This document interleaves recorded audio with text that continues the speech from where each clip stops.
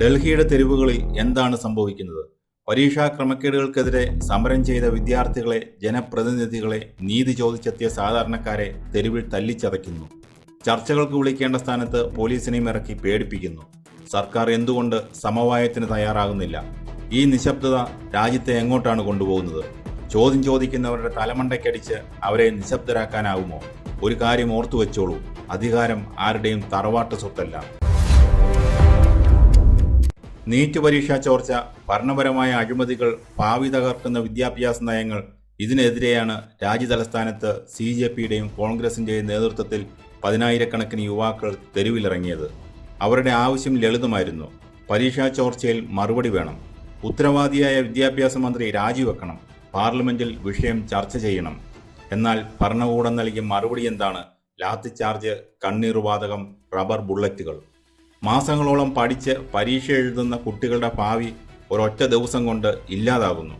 അതിനെതിരെ വിരൽ ചൂണ്ടിയപ്പോൾ അവരെ രാജ്യദ്രോഹികളാക്കി മാറ്റാനാണ് അധികാരികൾ ശ്രമിക്കുന്നത്. പ്രതിഷേധിച്ച പ്രതിപക്ഷ MPമാരെ പോലും തെരുവിൽ വലിച്ചിഴച്ചു.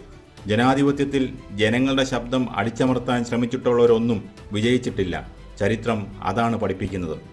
ഇതൊരു കേവലം വിദ്യാർത്ഥി സമരം മാത്രമല്ല, ഇത് ഇന്ത്യയുടെ ജനാധിപത്യം നേരിടുന്ന വലിയൊരു പരീക്ഷണമാണ്.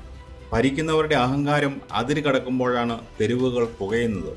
സമവായം എന്നാൽ തോൽവിയല്ല, അത് ഭരണാധികാരികളുടെ ഉത്തരവാദിത്തമാണ്. പക്ഷേ ഇവിടെ നടക്കുന്നത് എന്താണ്? ജനങ്ങളുടെ ശബ്ദത്തിന് സർക്കാർ ചെവി കൊടുക്കുന്നില്ല. പ്രതിപക്ഷം ഉന്നയിക്കുന്ന ന്യായമായ ചോദ്യങ്ങൾക്ക് മറുപടിയില്ല.